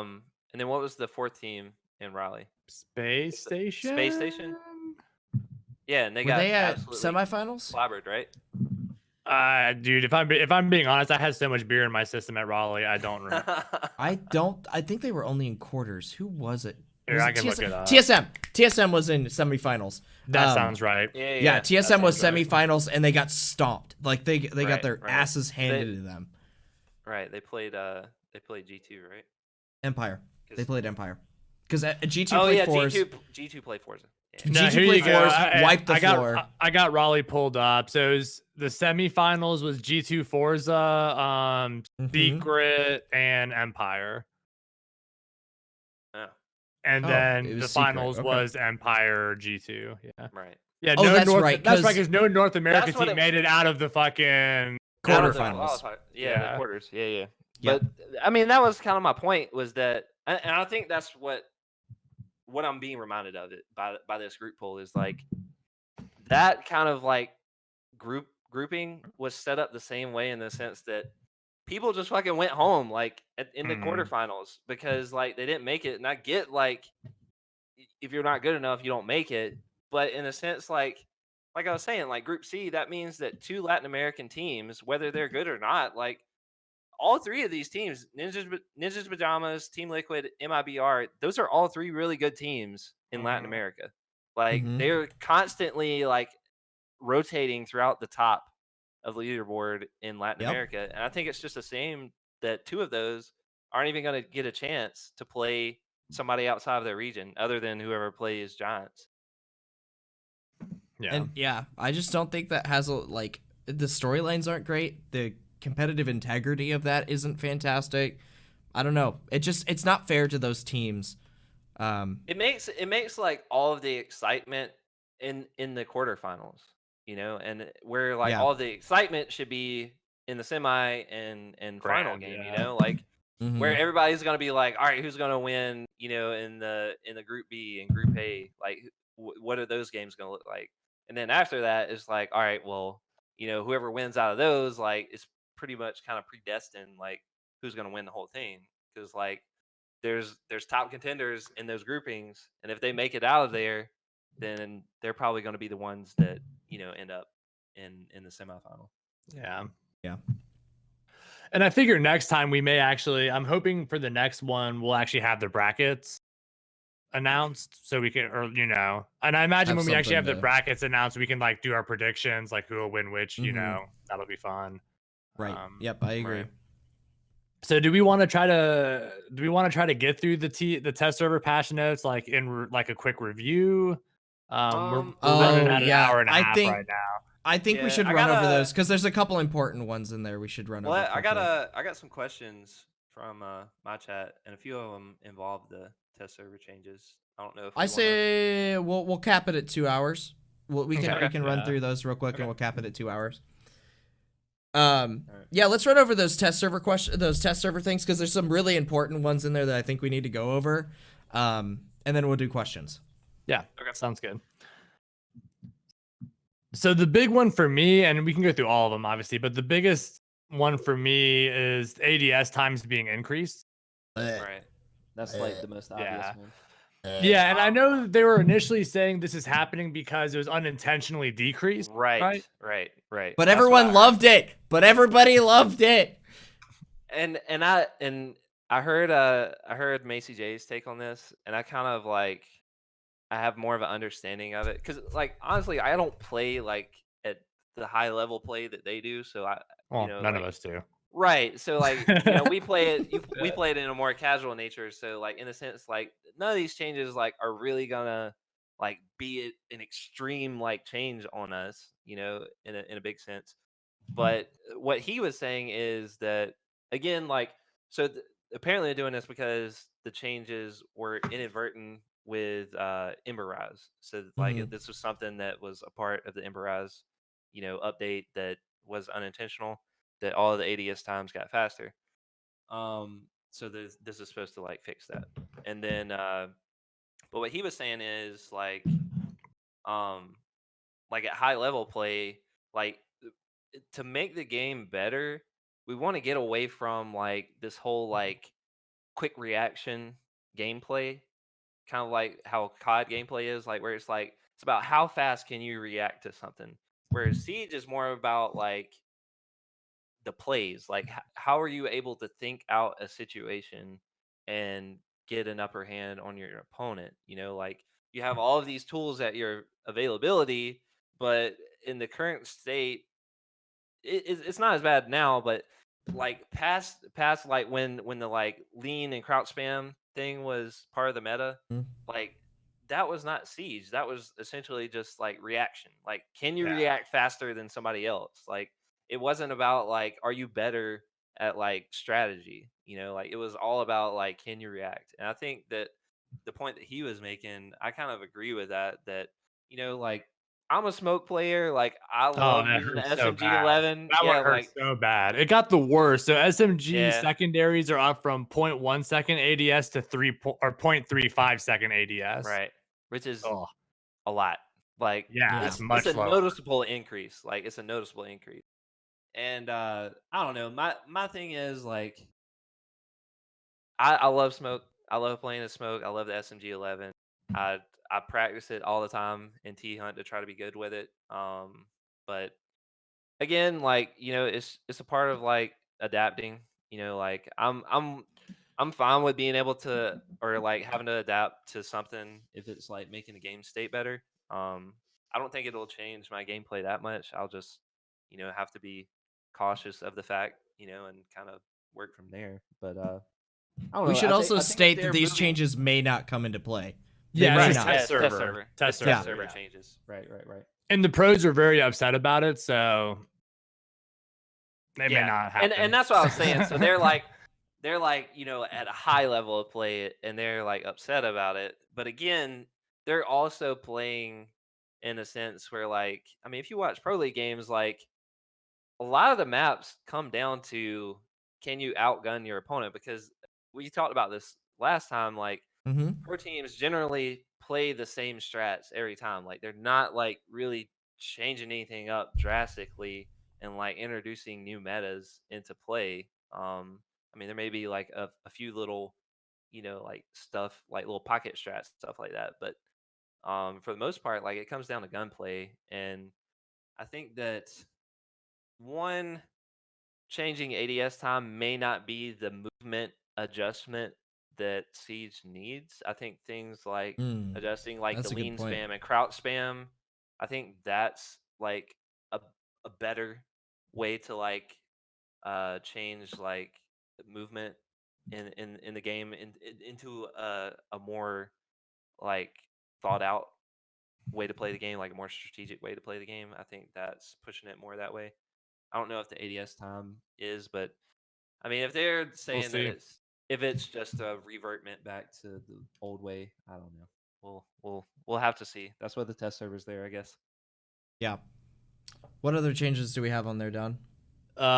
So Blackbeard is an exception to this ADS time. So the ADS penalty will only apply to Blackbeard if the gun shield is attached. Okay. Weapons without the gun shield will maintain the same timing as any other assault rifle weapons. With the gun shield, will have the same timing as they do now. We got Echo, and so Oh yeah. Echo and his yokai can now be hacked by Dokubi on the TS. Awesome. Also doesn't one of the changes that if Dokubi like calls, he's not immune to it, right? So if Yeah, he's like, not on his immune. drone trying to like, stop somebody from defusing, the change is that she can hit her button or whatever and knock him out of his camera so he can't. And there was some dumb lore thing that made it like that. So was the initially case. they said it couldn't because like he helped her like create the develop it. logic Yeah. bomb. And it's like not a cell phone, it's like his little like wrist thing. But now when he Right. dies, he will drop a cell phone that can be hacked, and yokai drones can be hacked now on the test Good. server also. Good. I think that's awesome. Yeah. It's a nerf that most people are not going to be able to see, but it's the nerf that he needed in Pro League. Well, It- I'm like one at this point. Why is this drone invisible? They need Ah, he needs Why a is it rework, invisible? Like, I mean, I get like, all right, Legion, I'm borderline like not okay with, but all right, whatever. Like, it's something that's not extremely sure. like it's not gonna affect you from planning. Like, if it gets in your leg, you can pull it out. Like, you don't have to fucking stare up at the ceiling looking for it, kind of thing. Like, you can, if you drone carefully and if you like look for it carefully, you can find it. But like an Echo drone, like you go in there, you go to plant, then all of a sudden you're getting smacked by a shockwave, and it's like, well, there goes that opportunity. It's like, it's one thing if it's silent, like you can't hear it. There's plenty of places I'm sure that you can hide that thing. Like, I don't know. If it's gonna be invisible, I think it should at least be like a little easier to see. Like when you first like mount it up on the ceiling and it goes invisible, like you can still kind of see like the shimmer of it, and then it like goes completely invisible, and you have no chance of seeing Complete invisibility, and in any case, does not belong in Siege. It just doesn't. I agree, yeah. Yeah, it's not fun gameplay wise, in my opinion. Ella Scorpion is getting a buff, so they're reducing the recoil on the Scorpion for the first 16 shots. All shots after the 16 will be similar recoil to what you feel now. Right. I So that's- love that's Ella. good. I think Ella's a Yeah. great operator who doesn't get use because of that recoil. That recoil is I think- insane right now. Well, I think on console at least, like there's like the whole griefing with Ella and her shotgun. I think this would at least incentivize those people to maybe like use her other gun. 'Cause her Or other gun's Scorpion's not- not usable on console. I mean, it's the recoil No. on that son of a bitch is right, and that was Well, it's was just one like of the- SMG that was one of 11s the are reasons. almost SMG 11s, Bearing 9s, SMG 12s are borderline useless on console. right. yeah. And I'm Console's just rough like, for that. yeah, I'm just like if it's helping, kind of that factor, I'm fine with it. I mean, I think the consensus across most PC users is that recoil is way easier to control. Oh, yeah. Oh, pull down. 100%. Anyway, yeah. so it's just like recoil changes aren't really that big of a problem on PC, in my opinion. I think Mm-mm. anything like that, I think it's more inclined for like the console users. I think the vertical recoil is very easy on PC. The horizontal is a lot harder, and the reason the Scorpion's rough is because it's not just like it It's kicks random. up like the SMG 11. It goes left, right, up, down. So Yeah. you're having to like. pick Well, your mouse I and watched it. I watched Like- somebody do the recoil test with it, and it's actually like, so the normal recoil with it is like it goes up and then it like kicks out all crazy or whatever. But on this, like it's essentially skipping that like kick out. Like you just like it just goes straight up and then it's like the So normal. cool. So like- pull down and you'll be good, right? yeah. Yeah. I mean, it's basically Um, like Mira's gun or any of those. I have heard that horizontal recoil is actually impossible to control because it's random side to side movement.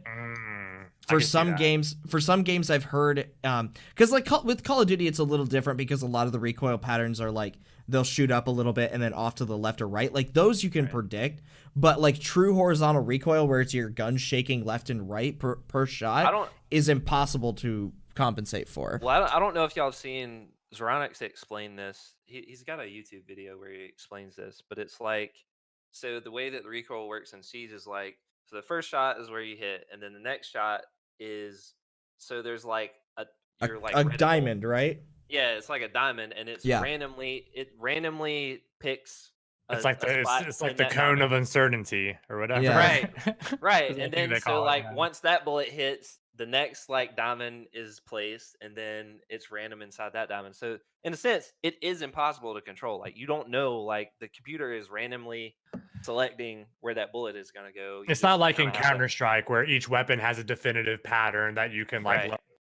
Yeah. Correct. Right. Yeah. Right. So we got Finka, the Spear 308 assault rifles getting a buff to damage up to 48 from 32. Okay. They're trying to get more love to that weapon because no one uses it really. Yeah, because it's garbage. Use it, so I'm glad. There you go. Well, Merry Christmas. I'm gonna be slaying with that gun now. That's a pretty good buff. Jaeger's getting a nerf on his damage on his 416.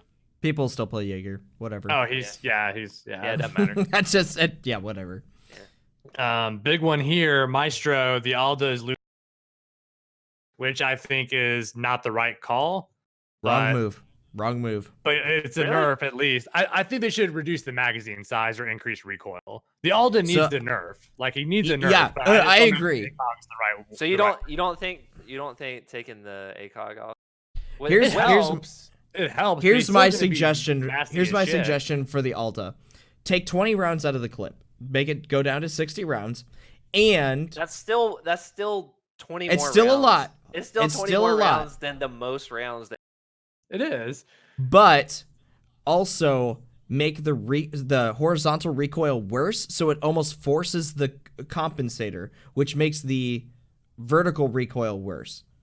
So overall, it is a harder gun to control. I'm just like, this is an LMG, okay? This is an LMG. Like, if you've played any shooter game, what is the hardest gun to control? Like hipfire or like ADS? It's always LMGs. They're always hardest to control because it's a big giant ass gun. Like, but if you shoot guns in real life, big heavy guns are easier to shoot because they're heavier. Right. I've actually shot an M249. The recoil is nothing because it's heavy as fuck. Recoil is not. But they're also not incredibly accurate coming out of the barrel because it's a squad's assault weapon. Like it's supposed to like cover fire. They're not intended to kill people. Right. And that's what I'm saying. Like his gun, like with the ACOG on it, like he's essentially an 80 bullet sniper. Like I don't know. Like.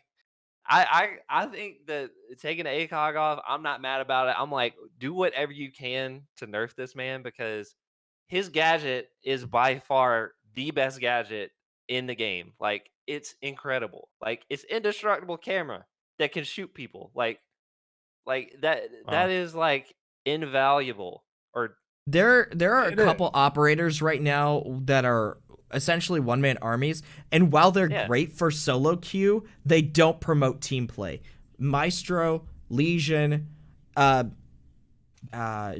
to a certain extent. They don't present synergy with a team. And I understand that while solo queuing, that's a great thing. It's not a game to be solo queued. Like, you shouldn't tailor the game around that. And so when you put them in a group, I think they should definitely look at doing some stuff with the Alda because that thing. They should, and we're on the same page on a few things. Like we're on the same page that we're both happy that they're only taking the ACOG.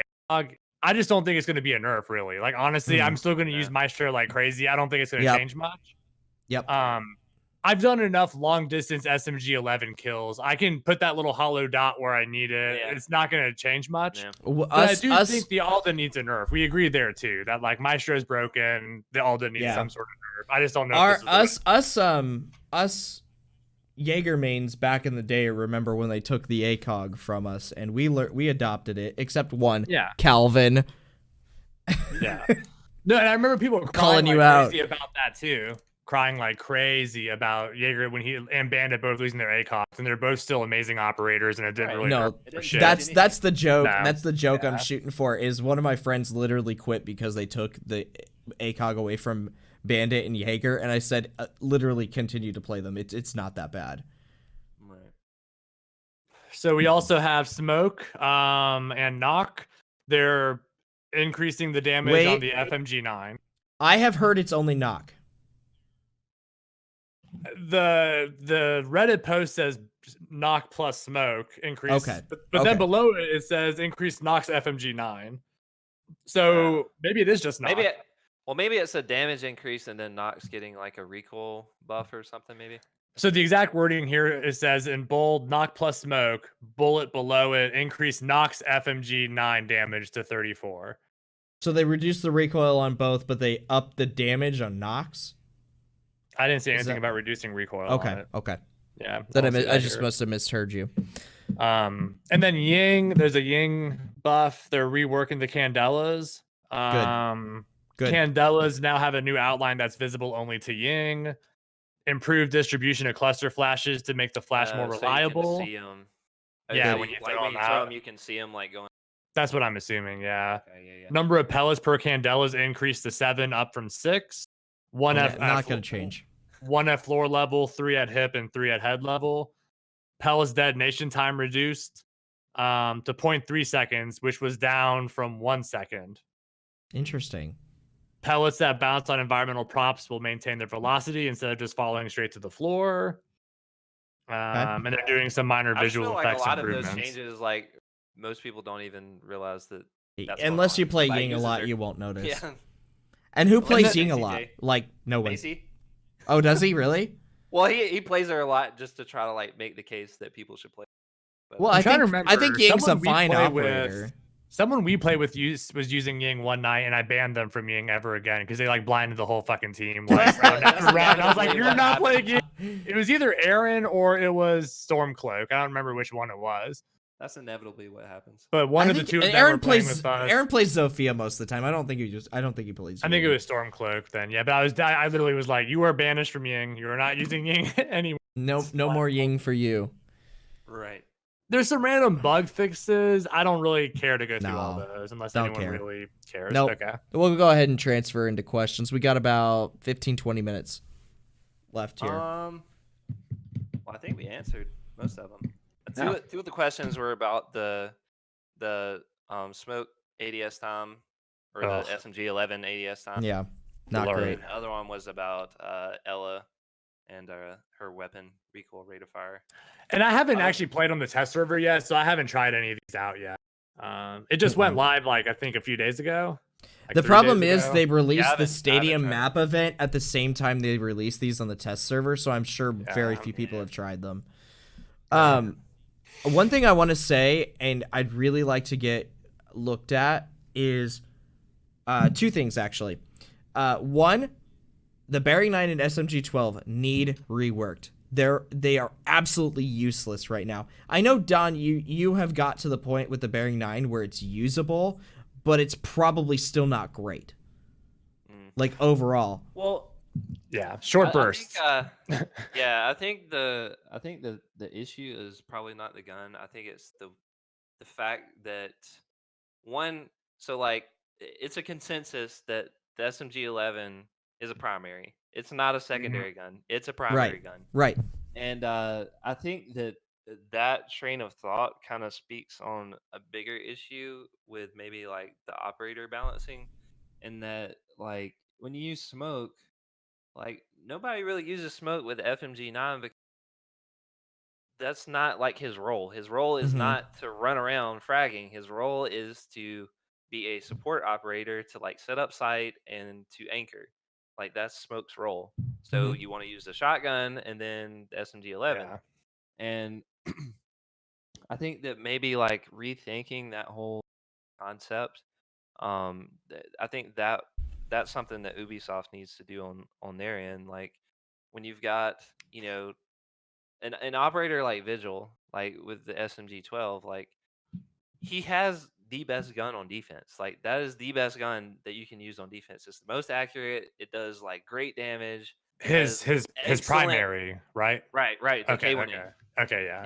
It has like one of the best damage like drop offs. Like it does damage like the furthest than most of the guns.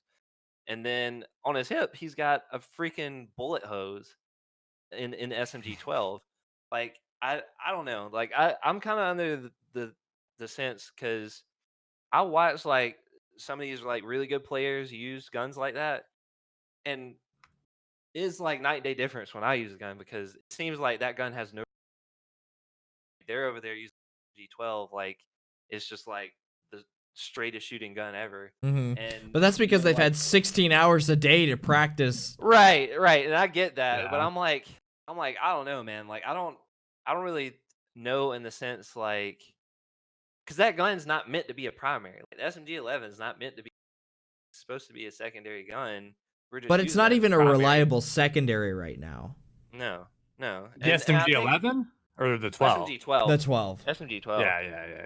And well, I guess I grouped the SMG-12 and the Bearing 9 together in the sense like those guns should be pulled out because both the operators or all four of the operators that have those as secondary, they have really good primary weapons, Mm-hmm. and most of those primary weapons are used for longer range engagements. So you would pull that out for like if you're like going around a corner and you know somebody's like right around the corner or something, that would be a good secondary to pull out because it's essentially like a shotgun that's just gonna like melt through somebody. That's actually And what I was gonna say. And that's very related to what I was gonna say earlier. Is I think the reason that those guns were nerfed was because of the operators that they were attached to. yeah, I think- they're already and- on strong operators. Right, and I guess Warden does have the SMG-12, but it's a completely useless pick for him because of those recoil problems. Like I'd rather have Well, I mean, his using, P10. He's using the MPX like as if Yeah, you want to get, Depends. I like, mean, you could do the shoddy secondary with him if you really wanted to. I don't I know mean, that. But fits it's that's a the- terrible combination. It's a terrible combination Yeah. because of the SMG-12. honestly, I think if that's like the train of thought behind it, if like Warden is the hang up, like just give Warden the SMG-11, like instead of the SMG-12, give him the SMG-11. Which they did give Amaru the SMG-11. Right, and Mhm.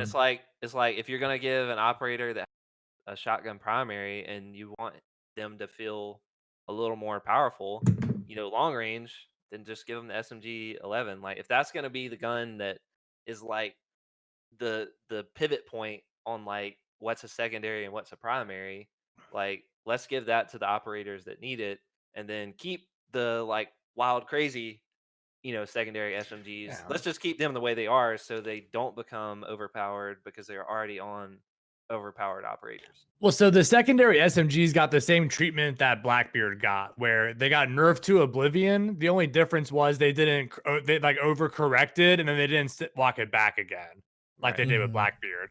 Because like Right. the Bearing 9 used to be nasty before the Yeah. big SMG secondary rework. I mean, I would use it as the primary for Hibana and only pull out her actual primary if there's like a long distance. But any like within a building, I would just use the Bearing 9. Right.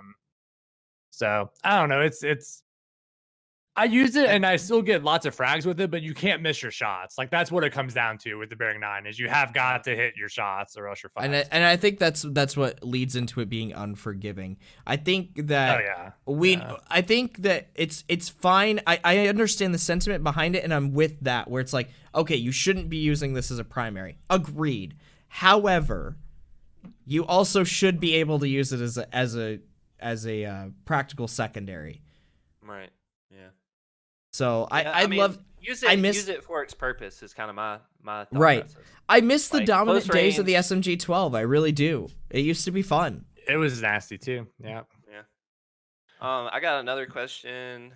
Yeah. And he says, "What do we think about the Blitz flash? Because in his opinion, the range is too short, and you have to be too close to the enemy to blind them, and give the option to kill or just run fast and flank you." So I think Blitz is unique depending on what system or platform you're playing on. Right.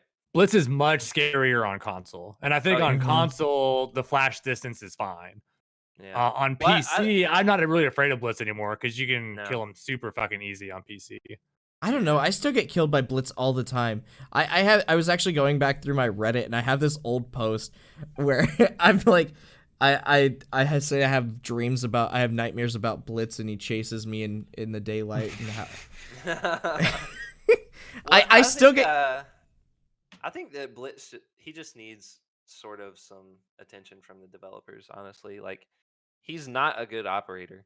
Like Mm-mm. he really isn't. And he falls under one of those operators that's not a great op to play, but extremely frustrating to go against. Like Tachanka. Like I mean, Yeah. he's not a good pick, but if you pick him and then like spawn peek with him, like that's extremely frustrating. And Yeah. like it's hard to fight against because he got a big face shield. But like he's not a good pick. He's not a good pick for the team. I think he's included in one of those. That I along with- think Blitz is a along year with one Shields in operator general, that like- really doesn't. Yeah, Monty and Blitz and you're right. Shields in general, like they were year one ops, except in the case of Clash, they were year one operators that worked for the idea of Siege that they have, but don't really work for the current Siege meta and what Siege Right. became. Monty less than Blitz, because Monty I think does have a purpose, Right. but Blitz. Well, especially now with the new, it's like a couple months now, but the ADS speed Mhm. with the shield and a pistol, like you're not going to get any kills with that. Because by the time no. you're actually aimed on sight, your head's been exposed for 5 seconds and you're dead. I mean, Yeah, Blitz Well, I'm needs just some like, help. my thing is like the shields are not. There's no like consistency when you fight against a shield. Like if you in the sense like when you fight against a shield, the way that you're supposed to fight against a shield is you're supposed to run up and melee them if they're not like giving you the opportunity to shoot at their head. Like I blow their feet off is what I do. well, like if they're When I if see a they're Blitz not- charging me, I'm blowing his fucking Yeah, foot off. Yeah, blow them right. toes, But Don. what I'm them saying toes. is like if they're not giving you that opportunity to expose themselves, like you have to rush them and melee them. I don't like the fact that they can just like have some like weird ass animation where they go to melee you and you don't know like if you meleeed in enough time to like knock their shield back or if they're meleeing, like there's no real like telegraph to that. So it's like very like inconsistent when you go against a Blitz or Monty in close quarters. Like you essentially just like, well, I lost. Like Right. And, like I've watched Pingu streams plenty of times where he's like playing as Monty, classically, and he's in a room with 3 people, and he does Pingu things where he's like taking a pistol and stuff, and then it gets down to the last person, and he's like, oh well, I won because like that player can literally not do anything against him. Like he doesn't have anybody to like back him up and like help him flank or anything. So he essentially has to like go for a luck of the draw, try to like melee him and knock his shield back. And what ends up happening is he just gets punched in the face by a shield almost all the time. Mm-hmm. I don't know. I just think it's inconsistent, and it's just something that I don't know. They should just probably just take shields out of the game, in my opinion. I don't think they're in the current Siege meta. Like I don't think they're like they really fit in anymore. I love the idea of having them from a realistic perspective, but I agree. I don't think they really work in Siege right now, and I don't know if the developers know how to incorporate them properly. I'm not sure right. that they have the ability Right. to fix them in the way that will satisfy everybody. Right. Probably Because it's not. like it goes back to the thing like Siege is about mobility at this point, and Mm-hmm. like you've got operators that are completely different mobility wise when it comes to all the other operators, and I don't know. I think they're very awkward in the current meta. So I don't know. I just think they need to be reworked. Yep, I agree. Anything else? Any other questions? I do not have Daniel- any. Daniel said, "What operator needs attention from the devs? What operator needs a lot of attention from the devs, like nerf or buff situation on PC?" They just need to recognize that Legion is overpowered. Yeah. Like, As far as Yeah, a that's nerf, what I think. Legion. Yeah, Legion Yeah. for a nerf. I was they need to surprised that realize. I saw this meme. It was have y'all seen? It's like the video of like the Matador where he's like Oh Well, yeah. like I saw that And he one. like goes one way and then like spins back the other way, and it was the picture of like test server patches on the bull. Yeah, And then it was Legion's face on the Matador, and he just like Mm-hmm. yeah. No, I would say Legion for a nerf. For a buff. I mean, I love Tachanka. I want to see a rework and like Yeah. and be usable. I would love to see Yeah. him in it. You know, I Yeah. would love to see him played more in the meta. And I like Tachanka as the meme, so just to kind of be like counter, I think Ying really needs some love. Ying is such a cool concept for an operator, and I love playing Ying, but honestly, there are so many better picks that I can do just because her ability. You don't flash your teammates. It's the castle. It's the castle of the attacking side, right? Right, It's like yeah. the ability can backfire. hurt you. It can hurt you as much as it can help. Well, the fall from grace too, because when Ying came out, when she also had Oof. smokes, it was like literally every attack was Overpowered. get to site, Ying smokes, Ying candelas, Ying goes down and plants, or just drops Yep. and kills everyone. Like Yep. so, I mean, Right. she's went from super nasty, broken, like must pick Right. to not really used ever. Yeah. Yep. Yeah. And I think like the recent patches and even with this test server, like I think they've shown that they want to rework her to a place where it's, you know, a better place to get her, you know, Mhm. play. So I think that's good. Yep. I don't really play her. I don't even own her on either like account. I do actually, not terribly I often, I but play her sometimes. some, but not a lot. I but- mean, I think her gun's all right. Not Yeah. bad. Yeah. I've used it. It's pretty good. Yeah. All right. All right. I think that's it on I mine.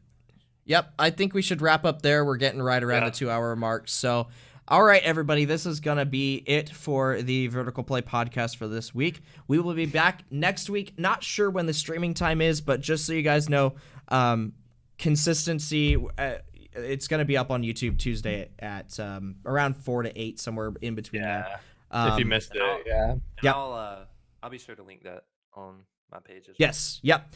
Don, as a side note, we should add that to our exclamation marks in the description and stuff. Add the Vertical Play podcast in there. So yeah, like a sure. link to the Yeah. the YouTube playlist. Other than that, I think that's it. Next week we're hoping to have the brackets for the invitational, and then we'll have some other stuff to discuss. If you guys have any questions, pop by our Discord. We have a section there. Let us know in the comments of the YouTube. If you're listening there, let us know on Twitch. And also have the links to the Twitch and the YouTube comments as well. So that'll be it for this week, and we'll see y'all later. Bye.